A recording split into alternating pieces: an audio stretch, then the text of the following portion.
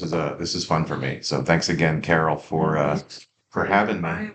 So are you all ready to go? You're good? Okay.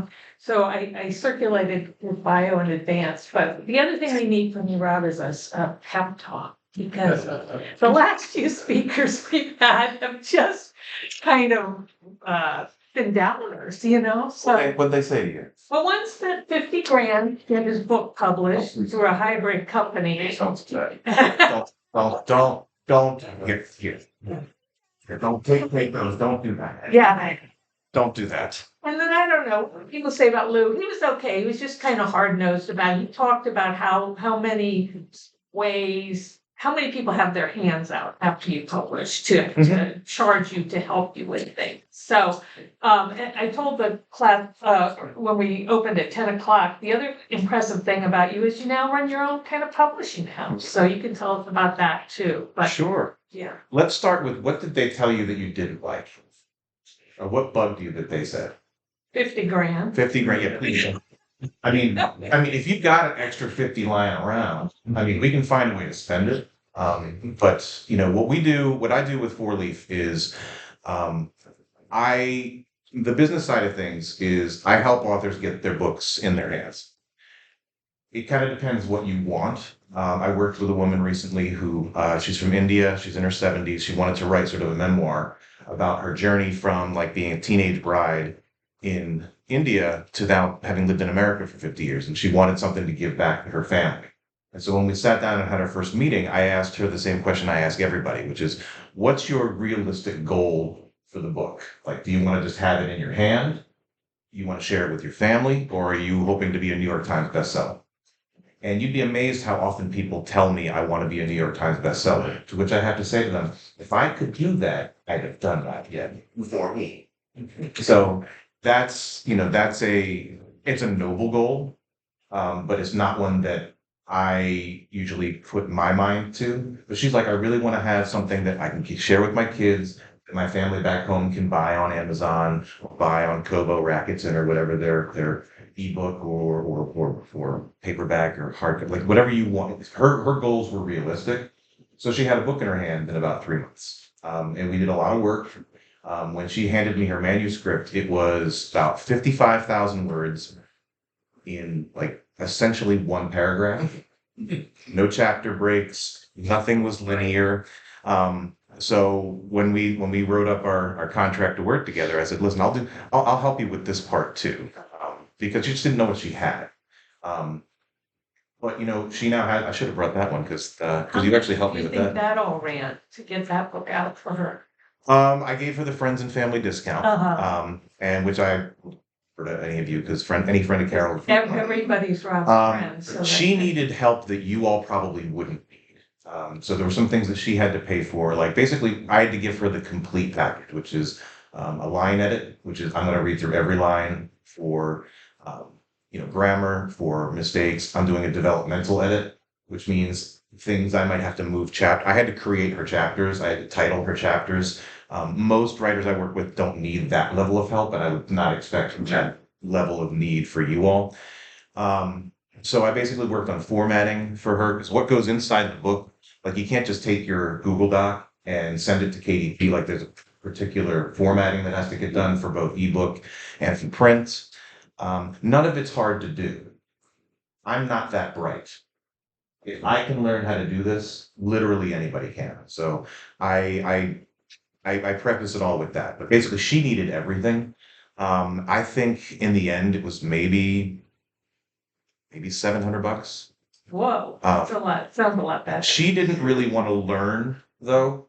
So I kind of had to do a lot more hand holding than I would probably do with people who are in a class like this.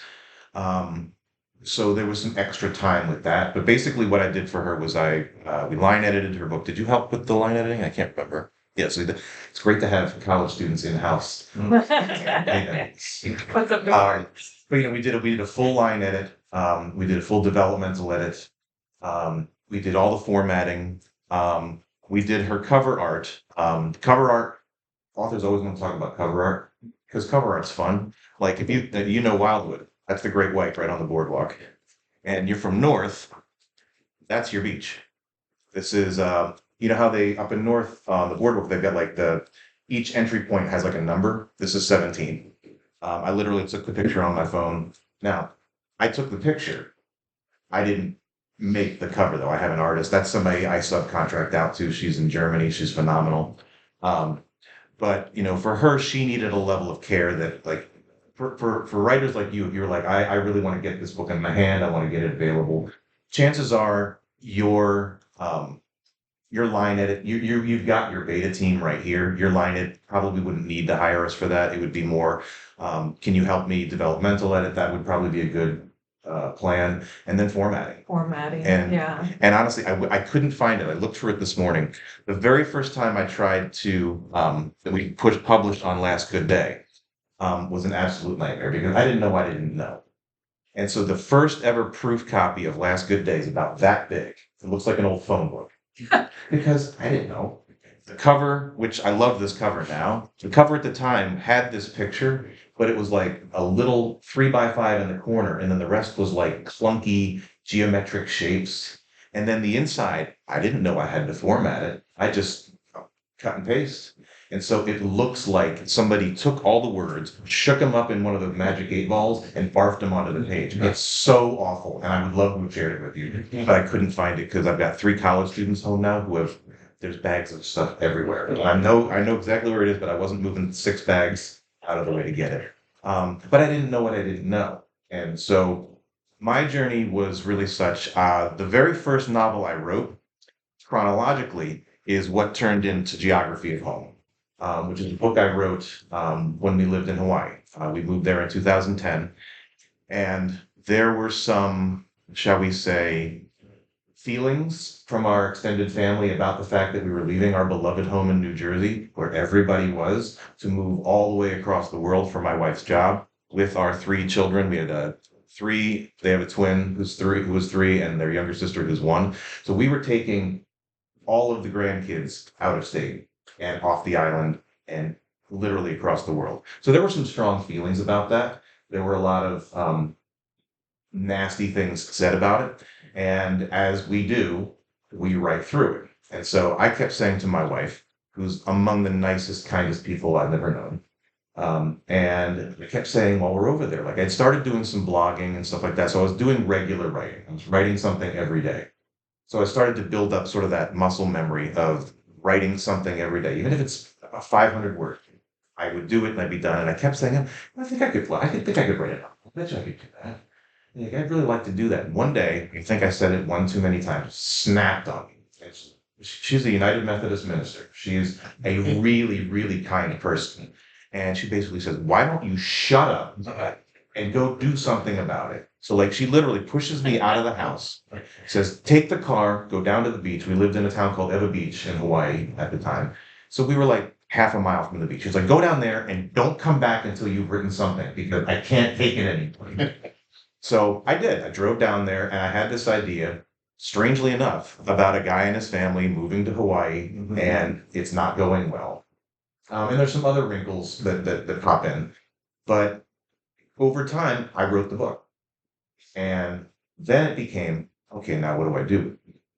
And one of the lessons I always remember too is in this process, another time she kicked me out of the house, was to go to the Capilay Library, where a local cozy mystery author was giving a talk. She's like, go listen to this person. I can't listen to you anymore. Because I kept saying, what am I doing? She's like, shut up, go.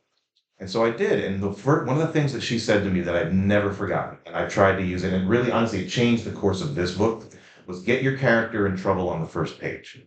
Now for her as a mystery writer, that's particularly important. I was like, you know what? I said, I can do that. And that's where the whole idea for the book came from, was it starts with an argument that I had with my mother. Rest in peace. But yeah, we had a really bad argument about why are you taking all the joy from my life? I was like, that's a good start for a book. Like, how can you be so selfish on the first page? Like, okay, I can get behind that.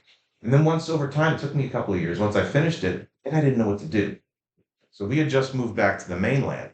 And there was a conference, Writer's Digest magazine does their annual writers conference. They have something called Pitch Slam. Have any of you attended any of those? Pitch Slam is like speed dating for book agents. It's an interesting process. It's kind of unpleasant. And what I learned is that a lot of agents, when you go to will just say yes because they don't want to be that person that says no. I never found that it led anywhere. I went to my first one for this book. I got 5 yeses, meaning they want to see the book in some form, in some capacity. Send me the first 20 pages. Send me the first 3 chapters. I had one person said, I like that. Send me the whole thing. None of it ended up going anywhere. But it got me into that world. And I was like, you know what? I can swim in this ocean. Like, I'm not a huge fish, but like it wasn't intimidated by it. I went to people and I said, okay, tell me about your book. I could tell them about my book. And then they could say, yeah, that's not for me. Or, yeah, I'm kind of interested. But the industry was changing. And this would have been 2010. So independent and what they used to call self-publishing, which is not really what it is, but like independent publishing was just kind of becoming a thing. And I ended up putting this book away. I was like, you know what, it's going to take too much to make this book better. And nobody was interested. So I put it away. I gave up on it. And I started writing some other things. And I ended up writing first chapters of what became this while we were in San Francisco. My wife had a work trip. I came along. Grandparents watched the kids. And I just started writing it. And then I went down the same journey again, which is, oh, I got a book here. And so I went through that whole thing again. I ended up finishing this. And then I said, well, do I want to go through that same process again? Do I want to go back to Writer's Digest? Do I want to go and send blind queries to agents? And so, yes, I did. I did all of that. And are we familiar with querying and agenting? Like basically trying to find a book agent, you send them stuff. It's a really awful process. And the industry has changed enough that like a lot of book agents they're leaving the business because they were the gatekeepers forever. There's no gate to keep anymore. If you want your book in your hand, you can either do what I did and learn how, or you can find someone like me to get it there. There is nobody stopping you at this point. That wasn't really the case in 2017. No, not 2017. 2013, when I was trying to shop this one. I went through the whole process again. I went back to the agents. I went back to the conference. I got a whole bunch of yeses. I sent 110 blind queries out to agents all over the world who I thought would be a good fit for my book. Nothing happened. But I really believed in this book. I had at that time, I had given up on this story, but I was really into this one. And I was a better writer by then. Like every day we work, we get better. Like it's work. It's not, Stephen King likes to say, if you don't write for 8 hours a day, you're not a writer. But he's not a very nice man. And we can't all go through the 10-year period where he was stoned out of his mind on cocaine and write 300 books because he was fueled by cocaine. I don't recommend that as a writing strategy. How about heroin? Well,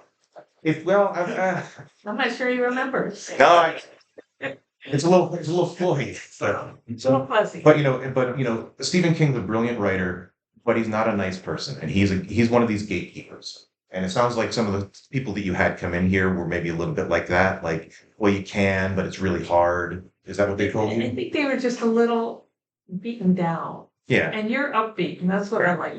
Yeah. Well, I look what I did. I'm not that smart, and I managed to do this. The path for me, though, was really about the story. I loved the story. Avery and Angela, it's basically a story. The first book is called The Last Good Day, and it's the story of a guy and his best friend spending one last day together at the Jersey Shore before he goes off to college in Boston Conservatory of Music. You're a New England guy.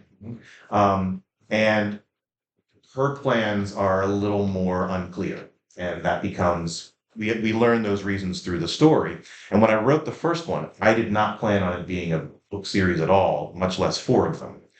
But when I got to the end of the story, I went back and I tried to shop it. I tried to sell it. And I got, again, some really encouraging words and nothing happened. So I had to make a decision. And this would have been, I think, New Year's Eve, 2017. The kids have gone to bed. The dog's gone to bed. The ball is dropped. My wife fell asleep on the couch 4 hours before the ball dropped. And I was really struggling with what to do because I believed in this book. And I felt like the publishing world kept saying no. And I had a lot of people say to me, hey, you know what? I like your story. I like your voice. Okay, well then help me do. No, I can't do that. Well, why not? Because the industry had changed to the point that if they can't sell it as a bestseller, or they can't sell it to Netflix or HBO, they're just not that interested. Now, I think this would make a great HBO series. That's not decided. But I had a decision to make, and you all probably, if you haven't, you're going to face this decision, which is I believe in my story, and I believe in my writing. What do I do if nobody else does? And so I remember I sat at the dining room table at our house in Wildwood. We usually spend New Year's in Wildwood. And I'm at the dining room table. I got my laptop and I've got a yellow legal pad because I always have that.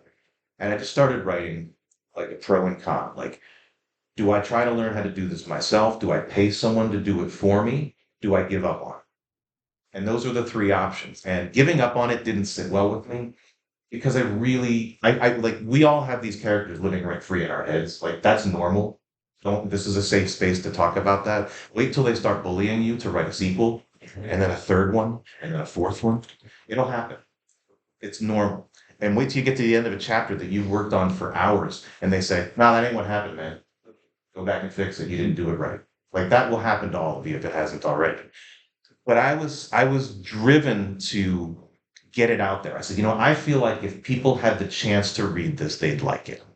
So I can either pay somebody or I can learn how to do it myself.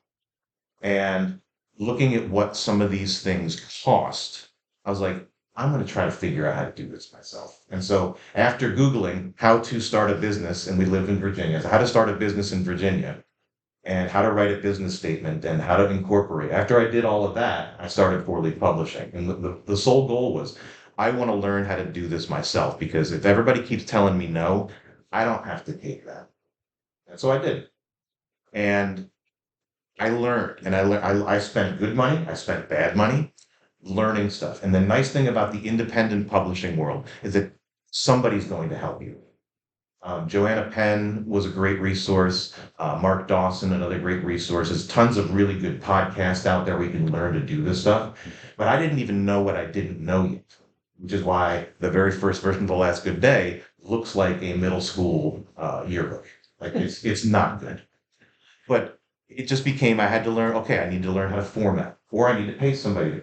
I need to learn how to developmental edit, or I need to pay someone to do that. And there's so many good free resources out there about how to do things. You know what the hardest part of publishing a book is? Writing this.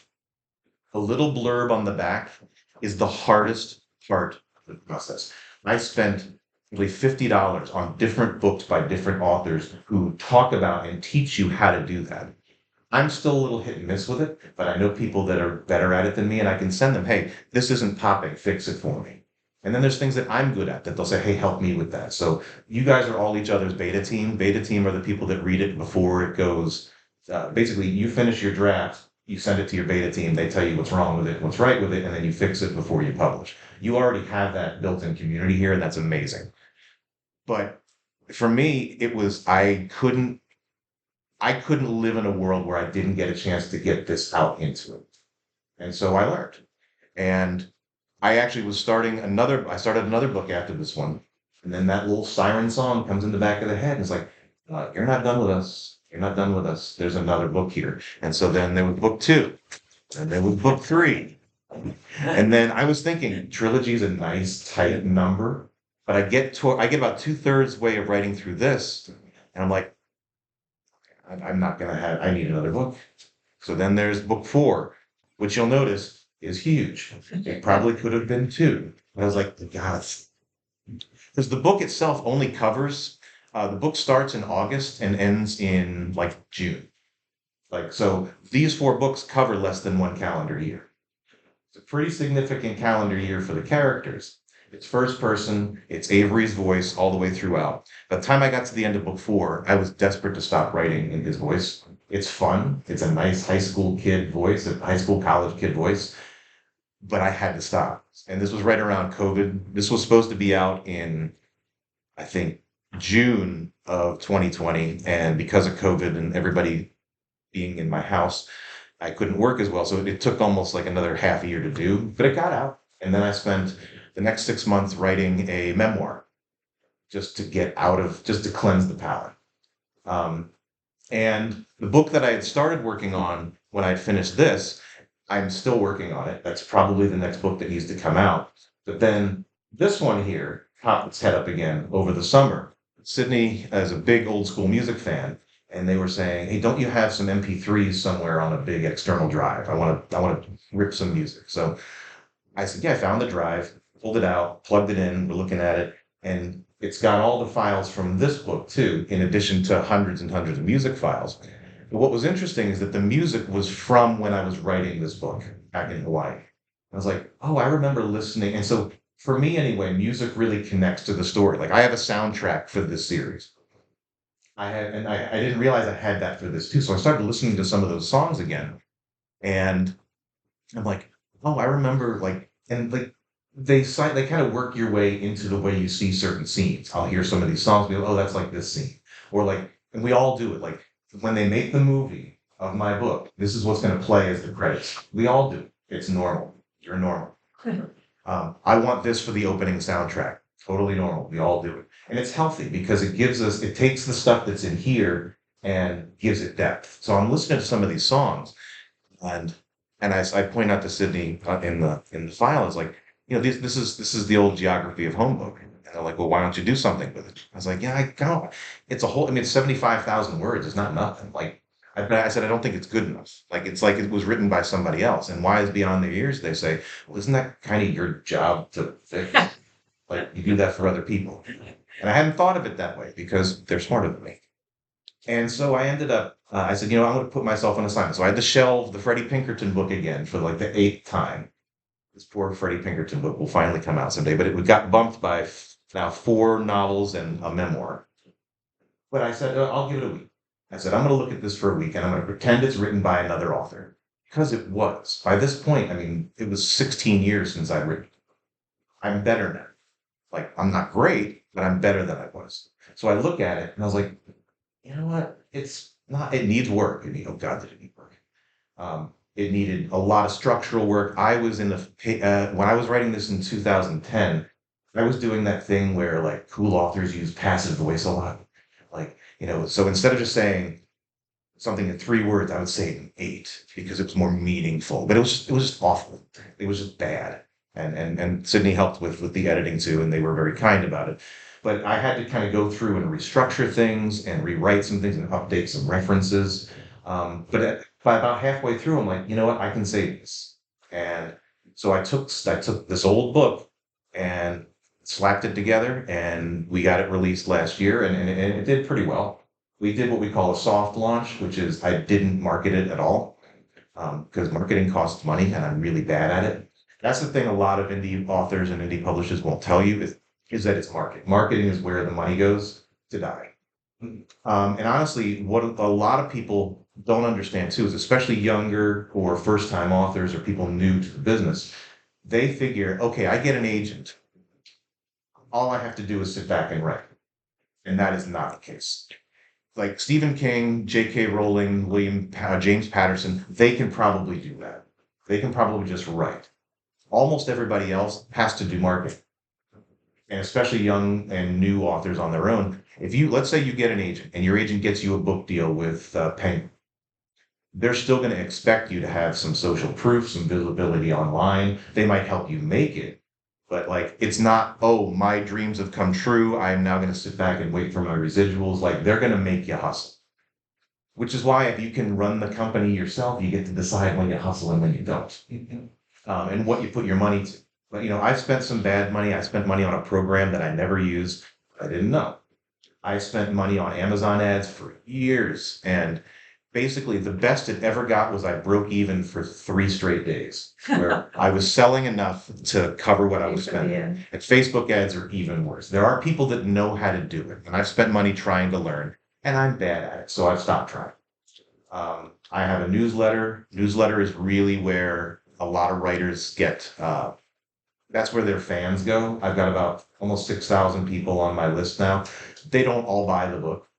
One of the features I do I do two newsletters a month, and I always have a This Week in Free Books. There's different sites you can use where like I offer a sample of this, and 50 other authors offer a sample of their thing, and we all share with our reader group. Like, hey, you guys like free books? Here's 50 that you can choose from. Mine's in there too.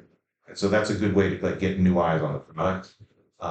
So like there are people that are on my list just for the free books, but a lot of them are, among the people that will ask me good questions. They'll engage when I put something out. They'll help me market it. Actually, one of my very first editors was a fan. She liked book one. She happens to be a copy editor. Like that's her job. So when we put out a call for beta readers, she jumped right in. And like when I do a beta reader thing, the beta reader's job isn't to find my typos. It's to, does the book work? Does the story work? Are there problems? Are there holes? Are there things are there darlings in the story I need to kill? But she can't not edit it because that's the way she's wired. So I get a free line edit every time I put a book out if she's on the beta team. So like that's where you start really finding the connections. But like I'm really sorry that you had two people come in here and be grumpy about this because like we're writing books. I mean, it's supposed to be fun. We're not doing it to we're doing to get the ideas out of our head. We're doing it to leave a creative mark on the world. Anybody who doesn't rejoice in that, they probably shouldn't be coming to talk to you. If they're not here to encourage you, they're not doing it right. And like I said, I am not that talented and I'm not that bright, but I was able to do this. And whatever else I do in my life, I like the fact that for my children, I gave the example of I believed in this and I did not let the world tell me no. Now, it's not an international bestseller. It does well. It's free. You can get the ebook free on my website. We use it as a reader magnet. Anybody who wants to read The Last Good Day can read it for free. The hope is 2, 3, and 4, they ain't free. Now, they're not super I mean, they're fairly priced. But like my hope is I believe in this book enough that you can just have it. And that's a really cool place to get as well. Tony, I know you have to leave soon. Do you have any questions for Rob before we duck out? What's the idea for the Avery series? Well, the short answer is Avery is a talented yet troubled teenager in New Jersey. And I've been one of those. People say all the time, you write what you know, but that's really true. Like most of our protagonists are us thinly veiled. And people ask all the time, is Avery you? And I'm like, no, but we could have some great conversations. And are there things that happen to Avery and Angela in the series that really happened in my life? Absolutely. It's what we do. We consume the world around us and we spit it back out into a form that's more palatable to us and hopefully to other people. But essentially, I mean, his story, the day itself is a day I spent with one of my best friends. Now, it didn't end up the same way that their day did, but the idea for that last seminal moment, like when you were reading your sample before, like that felt in some ways like a goodbye. I don't know if that's what it is in your story, but it felt like the brothers were saying, I love you and goodbye without saying it. And we've all had that moment where we're with somebody and maybe we know it's for the last time. Like when my father passed away, I was Avery's age. And it's one of the reasons that time in life was appealing to me to write about because my world was falling apart at 17. And he's got some challenges too, not exactly the same ones. But to me, that became an attractive minefield for story. And writing through it, people will say all the time, like, oh, he's you, isn't he? Like, well, he's from New Jersey. He grew up in Mercer County. You grew up in Mercer County, New Jersey. This is you. Like, no, it's really not. But it is, in some respects, my response to having been that kid. So, like, because we've all had that moment where, like, in retrospect, like, for your character, the character who lives here, he'll think back on that moment and the black raspberry ice cream. He was afraid to go over the bridge, but he'll remember more. I loved my brother. And those are the kind of moments we should be writing about. Now, whether that's based on something in your real life or not, I don't know. We as readers don't need to know that. But the power you gave it, that's where that comes from. I love, one of my favorite things to do is I just people watch. And I always have a notebook with me because you'll hear people say stuff. Like that whole thing about the bridge, I'm totally stealing that. But like I was at a restaurant a few weeks ago and the bartender and I were chatting and somebody in the table, the stool next to me says something. I'm like, oh, that's a good line. I'm stealing. But like we write about the world. We write about real life. And can we create metaphor? Can we write science fiction but have it really be about us? Of course we can. Ursula Le Guin made a career out of doing that. half of her books are allegory for deep political problems, but they're set in outer space with little green men. It doesn't change the power of the message. So in terms of ideas, I think all of us have a rich enough life that we can pull something and make it better. So yeah, I mean, for me, a lot of the ideas come from real life. I mean, this one literally, I was living in Hawaii after arguing with my mother that I was stealing all the joy from her life. So I wrote a story about a guy who's getting ready to move to Hawaii and take the grandkid and steal all the joy from her life. Now, some other things happened that didn't happen to me. I literally had to write a disclaimer at the back of this book because still have living family members that knew my mother. And they can say, okay, well, that didn't happen. It's like, well, of course it did. But I took the seeds of that and I took that message that the writer at Capillay Library, whose name I can't remember, I'd love to be able to thank her for this. She said, get your character in trouble on the first page. Trust me, this dude is in some trouble by page 2. And for her, it was almost, if you don't do that, they won't read page 2. And there's truth to that. But I love the idea of starting off with, damn, there you are. Like you think if we've read Catcher in the Rye, Holden Caulfield, first line. Well, if you really want to know about it, like it's right up in your face. It's not Dickens, it was the best of times, it was the worst of times. That's maybe one of the greatest of all time. But like, Holden Caulfield, young adults, you write young adult. That was like really the first blockbuster young adult book in America. If you really want to know about it, and like all this David Copperfield kind of crap, like that voice jumps off the page. That dude, he's trouble right away. So to me, that sense of where the ideas come from, like they come from the way we've lived and the way we react to the world. So I will yap all day, so I'm going to force myself to stop. Tell us how you picked young adult and how that voice differs than from geography of home. Like, what's the difference? YA is really YA, and actually, technically, the series straddles 2 genres. There's young adults and new adults. So young adult is basically John Green stuff. They're in high school. Avery has graduated high school and is on his way to college. What was appealing about that is that that was the age he happened to be. The part of my life that I was mining for story, that's the age I was, so it became that. With this, I was older. And Alexander Underwood is not me. His wife is not my wife. I got a lot of calls from family about that. Like, that doesn't sound like Heidi. So, because it's not. But the challenge for me was, that was the story I wanted to tell. That was the age of the character, so it fell into YA. So I didn't really go out of my way to start there. When I started writing it, I didn't really know the difference. I just wanted to tell that story. When I got to the end, I worked with an editor, and we had some conversations about this. Oh, so you're like the John Green kind of guy, and John Green's maybe the most successful YA writer of all time. I didn't know who he was in that moment. I'm meeting with this editor at a conference in Philadelphia. She's like, "Oh yeah, you're the John Green guy. You have a voice like his." And I was like, "Yeah." And we finished meeting, and I'm Googling, who the hell is John Green? And it's like Fault in Our Stars. Once I saw the titles, it's like, oh yeah, that guy. And I hadn't read any of his work at the time, but then I started reading it. And I was like, yeah, I can see where we have, it's a similar to young adult, usually a first person narrator who's bitching and moaning. So yeah, a lot of commonality there. But for me, I kind of fell into it. And I don't know, Carol said you write YA? No, Tom does. Tom does. So like, did you choose that on purpose, or was that something that you kind of fell into?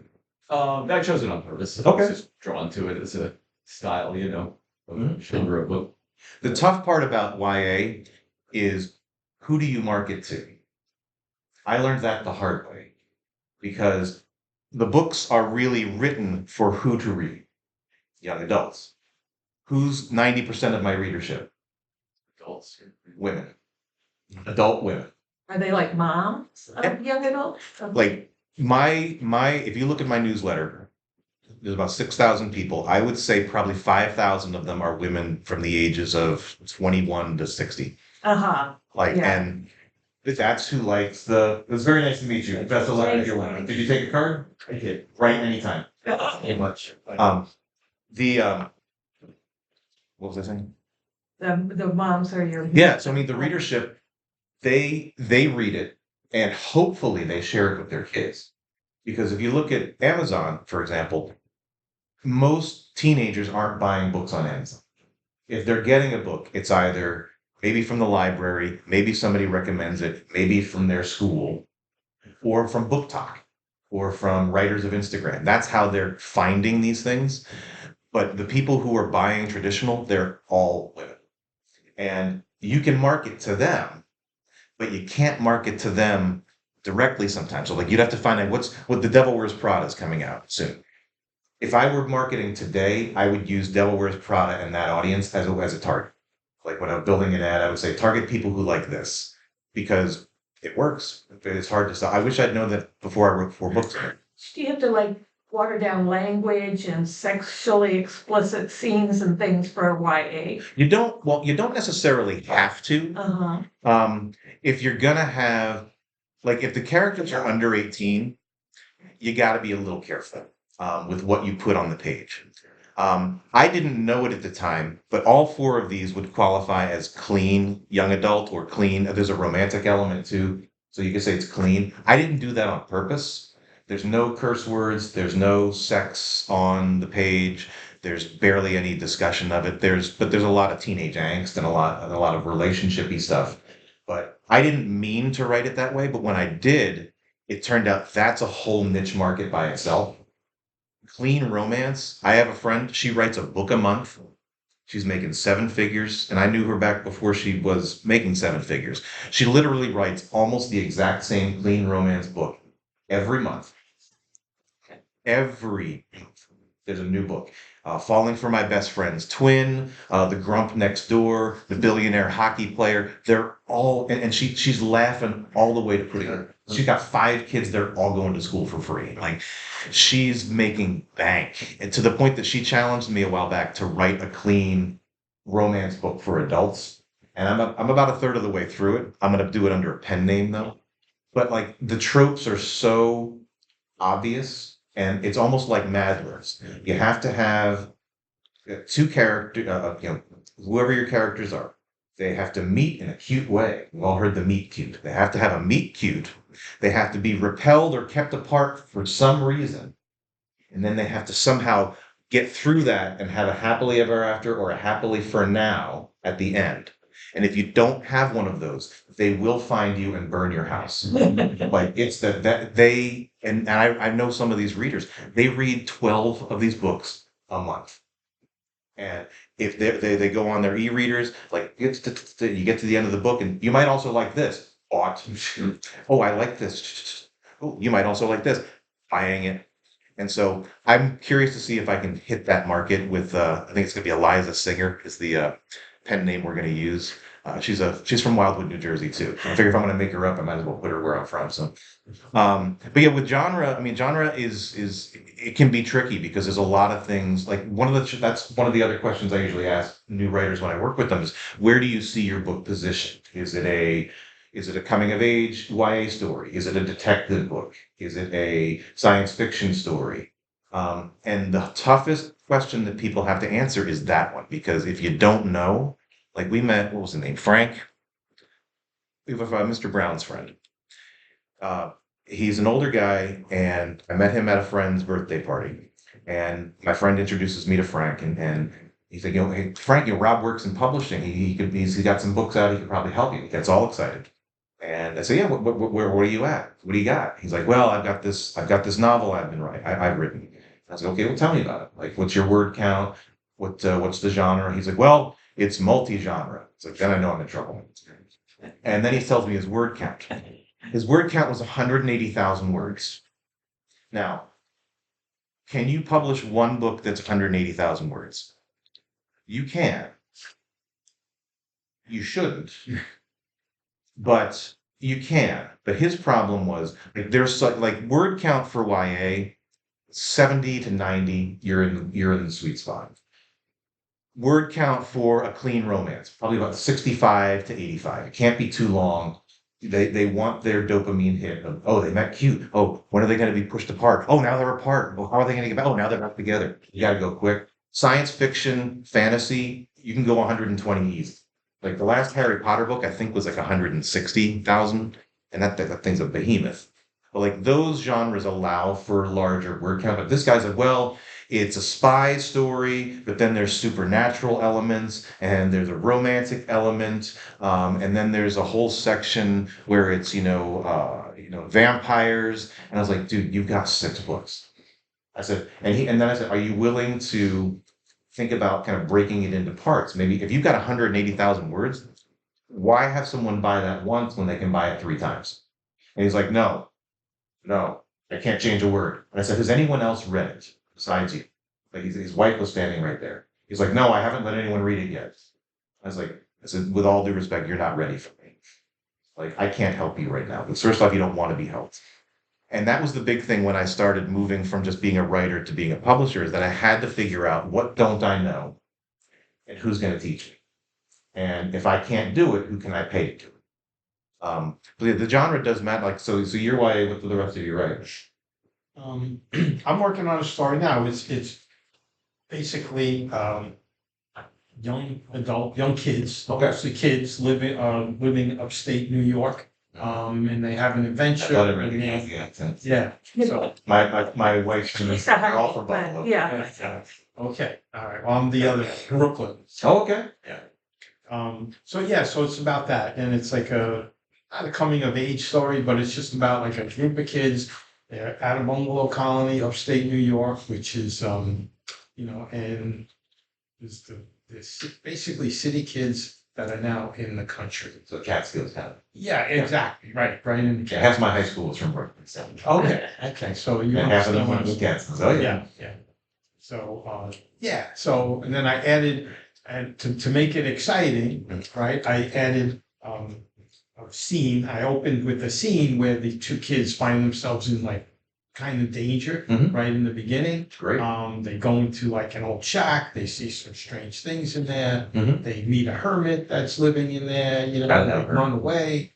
And then they go back to the bungalow colony. And now I was trying to introduce the gang. So there's like a gang of kids, like Sure. maybe like 6 to 8 characters total. From like a Sandlot. Right? Kind of, Mhm. yeah. Do you know your ending? I'm working towards it right now. Okay. Yeah, I have a good idea what my ending is. Do those dry erase markers work? I think so. Yeah. One of the things that and you take notes because we've been talking about this concept. One of the things I do when I'm starting a new book is I do what I call a 1 sheet. I take 1 sheet of notebook paper. It's usually the same notebook.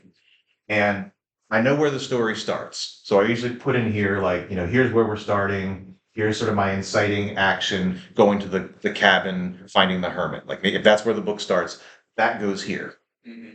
Then down here in the far right corner, I write sort of where my ending is, or at least where I feel like I'm aiming. That doesn't mean that can't change, but I'll just write that here, write that there, and then I just start arrowing. Okay, that happens there, this happens here, okay, then this is here. And it's almost like a chutes and ladders kind of thing, where I can keep adding things that happen, but I always like to make sure I'm focused on where I'm going. Even if that changes, I like to have a sense of, am I on track to get here? Like, where do I want to leave them at the end of the book? And of course, it's all subject to change, because have we talked pants and plot? Pantsers and plotters? Yeah. I like to think of myself as a hybrid, and I think most of us are that. It's a spectrum. The pantsers have to, and I know some plotters. Like that bulletin board back there. I have a writer friend. She has 3 of those. And for every book, she takes Post-it notes. And every single beat that happens in the book gets a Post-it note and it gets stuck up there. So and she'll do 3 of them. Wow. That makes me feel very anxious. I can't work that way because my characters keep changing their minds. Or they'll tell me, literally, dude, go back, fix it, you did it wrong. That's not what happened. So for me, this is a way that I can kind of keep myself on track, and it gives me as much space as I need. And usually by the time I get to about here, I still got all this space, but I know where I'm going. And that can stay fluid. The other thing that, since I've got the marker here, there's something I like to call in the writing process, the cycle of awful awesomeness. Yeah, I was hoping you'd get to. Okay, so let's pretend that we have a clock here. So we got 12, 3, 6, 9. These are our cardinal positions. Every single, and I've asked Pulitzer Prize winning authors this. I've asked New York Times bestsellers this. I've explained it to them as I'm about to explain it to you. And I'd say, how do you respond to this? And they're like, yeah, that's totally it. I still go through that. Richard Russo, Nobody's Fool, Pulitzer Prize winner. Had a beer with him at a conference. We're talking, having a nice time. And I literally pull out a cocktail napkin and I draw this for him. And he's like, what do you think? He's like, yeah, that works. He's like, I might steal that. I was like, copyright, patent pending. But like at noon is when we have that stroke of brilliant idea. Like, I've got this great idea for a book. I'm excited. I'm brilliant. I am a writer. I feel motivated. I sit down. I'm blasting through. I got 3,000 words done in 2 hours. I'm awesome. But when it's noon, what happens to time? It will invariably move. So then let's say it's 12:15. And this is where that crippling self-doubt that we all feel starts to creep in. So we start saying, is this as good an idea as I think? Should I have somebody else read it? No, not yet. Am I really a writer though? Like, whoever told me I was any good at this? Like, I just don't know. So we have that first moment of crippling self-doubt at 12:15. But we're writers.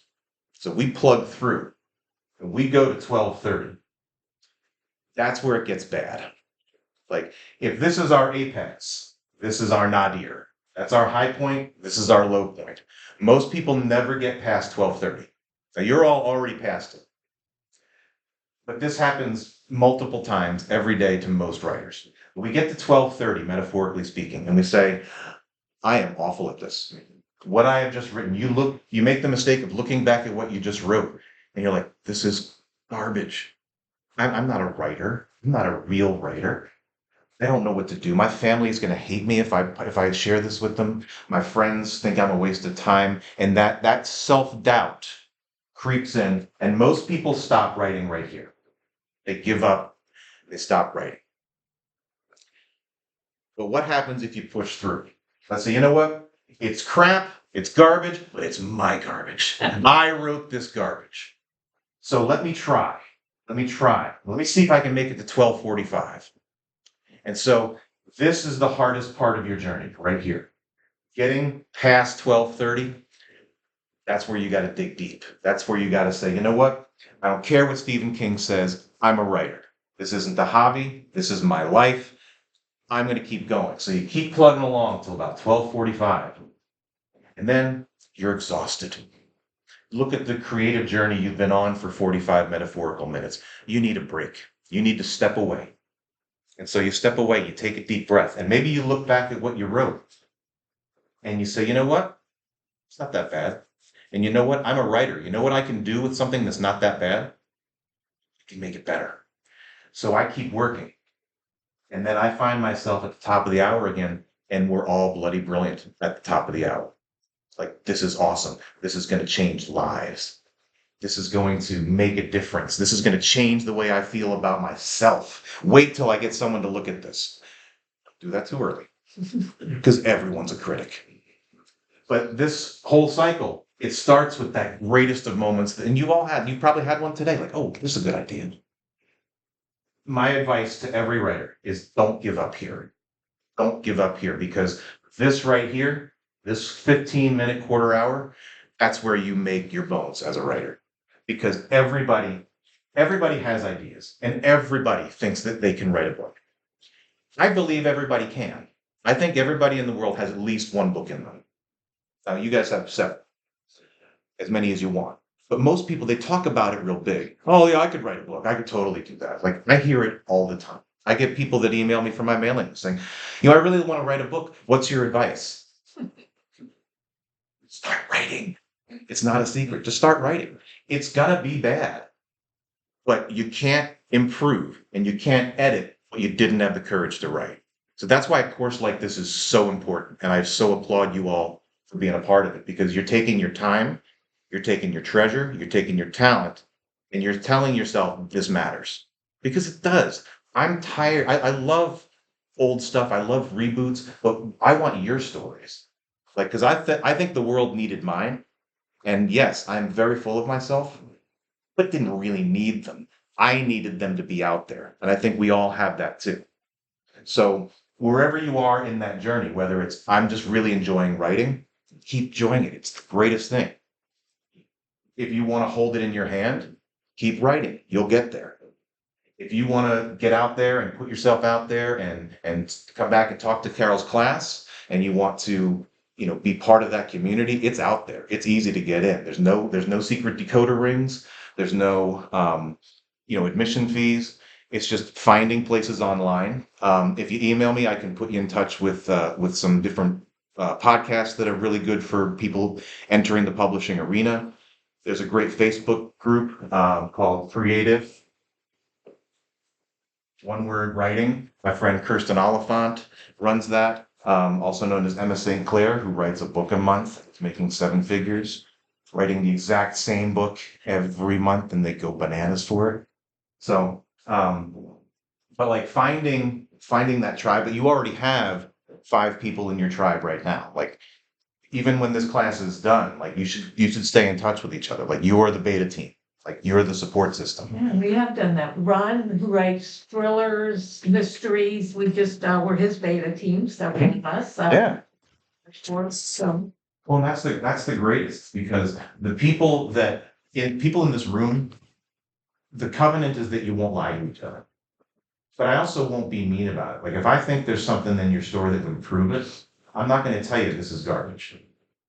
Now, if it's really bad, I'll find a very creative way to say, listen, I don't quite get what you're doing here, or you've given me a lot to think about. But so many writers in, sort of the traditional publishing area, they get very cutthroat because there's only so many spots. Like, it's like being on a baseball team. There's only room on a baseball team for one real big superstar, maybe 2. Like, somebody's got to play a role.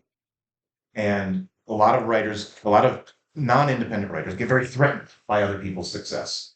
I applaud it, because like, if Kirsten can sell $1 million worth of the same damn book, I can do that. Like, I can find my niche. I didn't do myself any favors because I didn't really understand that I was writing YA at first, and that I didn't really know how to market it. But the series has done well, and I sell enough books to keep myself in business, and that was always the goal. I was never going to put the kids through college on this. Now, would I like that opportunity? If Netflix wants to do a series, we'll talk. I'll put my people in touch with them. And it's okay to daydream that way, because we're not creating something to hide it under a bushel. Like, we want to create something. We want people to read it. We want people to love it, because we do. Write what you love. Write a book that you love. What's kind of scary though is recently I had a reason. There was a reason I wasn't just like fanboying my own books, but I had a reason to go through a few of them for a formatting thing. I was like, I want to double check that this got done right. And I was reading through it recently. I was reading through book 3 here. And I'm like, I don't remember being the person that wrote that. It's really weird, because I'm writing new things now. But like, periodically I'll see something like, oh, that could have been better. And other times I'll be like, it's a pretty good line. Like, who wrote that? Yeah. We have to leave room for ourselves to grow. If you love writing YA, write YA, but don't feel like you have to. A lot of people will say, well, when I was putting this out, this is definitely not YA. There's 2 F-bombs on the first page. I told you, heathens troll. There's not a single, there's more swear words on the first page of this than in all 4 of these books, but there's 0 in these books. But I had people, even people I like in the industry, were like, well, you're going to have genre. Your fans are expecting this, and you're giving them something that I literally had to put a disclaimer on the title page that reads, a note to readers of the Avery and Angela series. The Geography of Home is not a young adult, new adult novel. It's a novel about adults and contains adult situations and language. Because one of the first reviews I got on the book was from somebody that had checked out a sample. I gave like a reader magnet, like 3 chapters, check it out if you want it, go buy it. And she was used to these books, and she gave me a 1-star Amazon review. It was like 2 F-bombs on the first page. And so, but I was like, there's a disclaimer right here that she didn't read. And so I literally went in and changed my Amazon flop page. Like, the stuff that's back here is what goes on your Amazon description page. And again, hardest thing to write. 75,000 words, no problem. These 40, impossible. But you get better at it. But I literally had to change, like, this has adult language in it, because I didn't want any more of those. Because like, one-star review does not help the algorithm. might help. I did see that Yeah. when I was, and I thought, because I was thinking, what the hell could they be upset about? And then when I saw it was that, I'm like, Yeah. you know, Well, I mean, it's not for, I mean, you gotta meet your readers where they are, but you're the captain of your own ship. Like, you're the one creating this. Write what you want to write what you want to read. You know, the business side of it will either figure itself out or it won't. But if the goal for you is I want my stuff out in the world, that there's a very easy path through. And and these are things you can learn how to do. And I feel badly that you had two people come in here and shut the door on you. So let me kick it open I with think both. they of were you. just at a low point. Well, and we all Yeah. They were at I think they were at we 12:30. 6 o'clock, Yeah, they were at 12:30. Yeah, 6 p.m. They were at the bottom of the hour, and we're going to be there. I'll be there later today. Yeah. I'm trying to finish this Freddie Pinkerton book that I've got 1/3 left to go. I know exactly where I'm going. I just need to sit down and plink it out. But I have a life too. I have 3 college kids home. I have a job. I teach language and literature at Marshall High School a couple of days a week in Fairfax County. So like I've got other responsibilities. We have a dog. She's nuts. So like we have a lot going on. But like my goal for me, and I'm not doing this myself right now, so I'm about to be really hypocritical, is I always say try to write 500 words a day. And you all know 500 is not a lot. But like if you do 500 and you keep going, then maybe you end up with 3,000. But if all you've got that day is 500, and you sit down, you do your 500, you say, you know, I'm good. I'm going to go back. I'm going to mow the lawn. Or I'm going to go, you know, bake bread. I'm going to do something else. Because we have lives. And no matter how yet much they yell, they are still fictional. And they will bully you. They will push you around. But at the end, you can just say, all right, well, I'm going to go write about somebody else. See how they react to that. So, Ron, any questions in your world where you are in writing right now? This is not a very exciting question, but I'm just wondering, at what point do you write? Basically, the way the law works now is that I don't have to send anything to the federal government. I just say on my copyright page, here, and it's protected. Yeah. Now, if you want more, you can do that. I wouldn't bother with it until you are ready to publish them. Like, because what they're going to copyright is what's inside of here.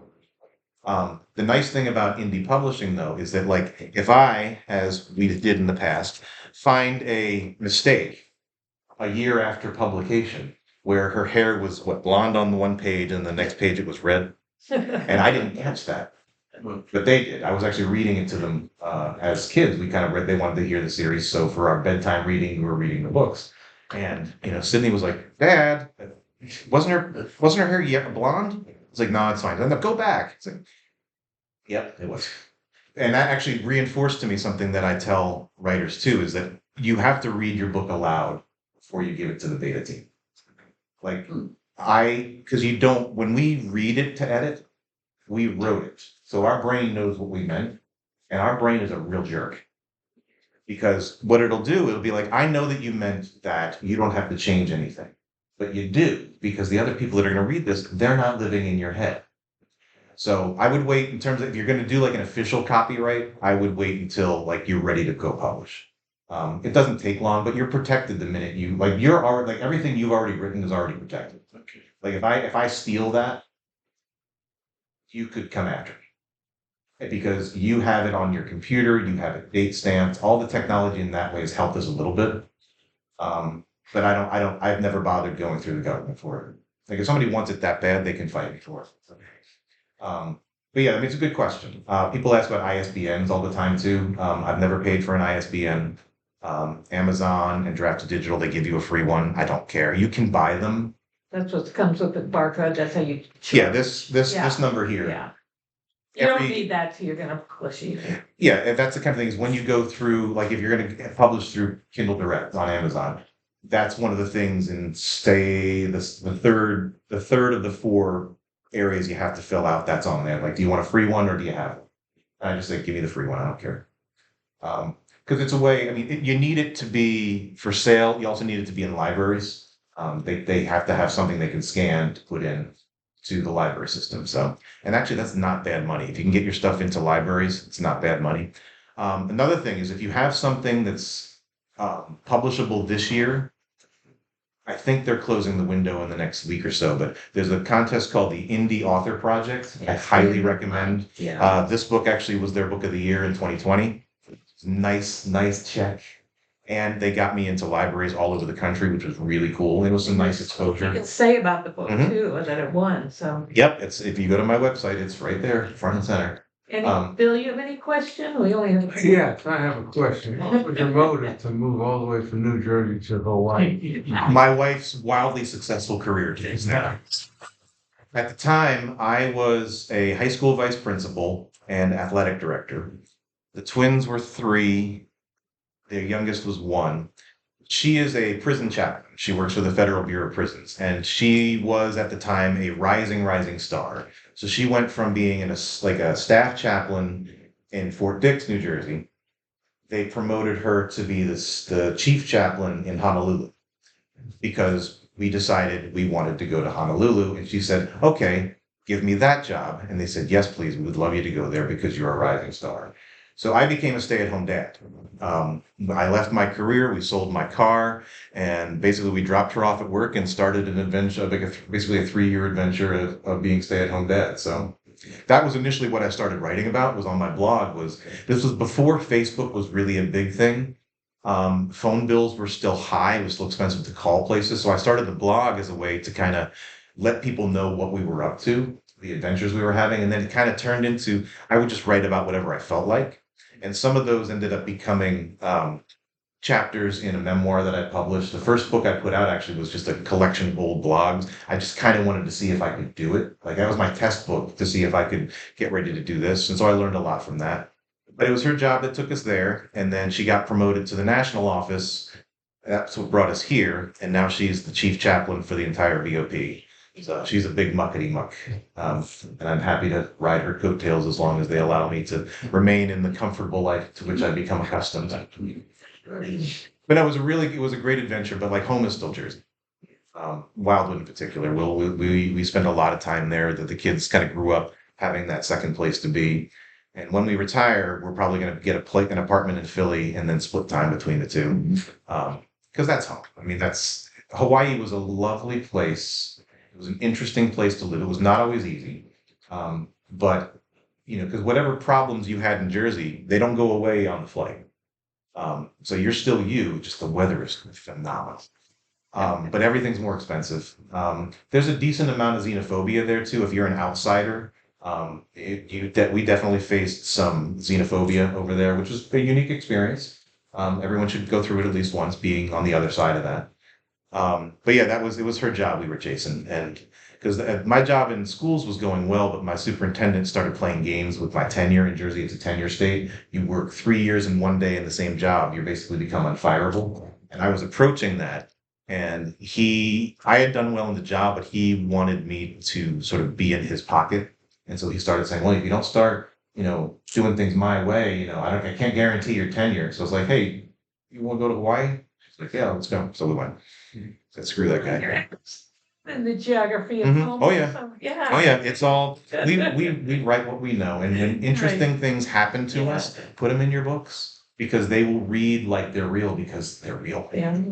Any final questions? Time's up. But Yeah. I was gonna ask, do you still recommend trying the agent route before you go the Amazon route? And if you do go the Amazon route, is there anything else you should go as far as like Nook or any of the other readers? Yeah. First off, agenting always worth a shot. If you know books that you think are like yours, look and see who agented them and approach them, and you can you basically write what's called a blind query letter, where you're going to kind of Chuck Sambacino. And if you guys ever want me, if you send me an email, I'll get you all these names, all the links. But Chuck Sambacino writes a lot about writing that query letter. Nathan Bransford does the same. He's become a friend. But it's okay. It's good to do. You always have a shot. Better way is probably, if you really want to try the agent thing, go to one of the conferences where they have a pitch slam. Again, I think a lot of people just say yes because they don't want to say no. They're getting paid to be there. So they don't earn less or more by just saying yes. Yeah, send me that. Or yeah, that sounds good. Instead of saying, nobody wants to be that person. Although I've had people be that person with me, like, "Oh no, this is not for me." And it can be a little scary. It is like speed dating. It's basically like sit down, but it's speed dating in only one direction. Like I'll sit down with you, and I'm basically, if I'm the agent, like impress me. and then they just stare at you. But it's worth doing as an experience, and it's worth having those kind of conversations. I actually have considered for one of my future projects looking for an agent for it, just because I feel like it's different than these. It might be the kind of thing that that I might be able to go mainstream with. So I haven't given up on it entirely. I just know I don't need it. Like if you handed me your manuscript today, you could have it in your hand by next week. Like that's where I am with it, and I like the control. I like that I can fix that. Like when we found that hair color mistake, I can go right into my master file, fix it, re-upload it. It's done. There's not a warehouse full of Avery and Angela books that have typos. So it's certainly, if you've never done it, it's worth doing just to do. But there are fewer agents. They're more selective. They know they're the only gatekeeper left, and some of them take that seriously. But if you can get an introduction to one, like if you can meet one, and if they like your book, then you got a shot. Blind queries, you never know. They do some stuff on Instagram and TikTok too, where like they'll do like a pitch slam online. Like an agent will say, "Hey, give me your pitch," and so people will like literally comment with their elevator pitch, like their one sentence line, like the famous pitch story is for Game of Thrones, the TV series. The creators were trying to sell it to HBO, and they were on an elevator, and they said, "Listen, you got to the top floor, sell me on the show." And they said, "Okay, it's Sopranos with dragons." Yeah. That's a really good elevator pitch. Now, most of us can't take all of our work and truncate it down to one line, but that's what you'll have to do. But if you do write query letters, look up Chuck Sambacino. He's got a whole bunch of stuff about how to structure it and how to write it. And send me an email. I'll send you his name. I'll send you Nathan Bransford's name. These are just guys that do that. And what's the name of the conference where you do the pitch slam? Well, the most popular one is Writer's Digest. They run the Writer's Digest magazine. That's coming up, I think, in July this year. It's been different times. They used to do it in New York. I think it's actually in Central Jersey this year. I actually thought about going, but I don't know that I want to. They're fun. There's a lot of things about craft. Class coming in and like, Yeah, send me an email. yeah, and I can send you Rob's email, but thank you so much, Rob. This was great. This Yeah. was what we needed, the Yeah. talk we needed, and. Yeah. Yeah. I gotta get better at drawing clocks. That's not my best work. But yeah, please take my card, email me. I will write back to you. Like we're now writer friends. So, Thank you. you got it. I'll say I'm the Phillies fan. There you go. I'll remember him most of all. I'm glad to create Don Mattingly. Yeah, he's an incredibly generous guy with his time and cheerleading. If you ever have a question, we can always refer you to some great resource. So. Absolutely. And it's my pleasure. So great to meet you all.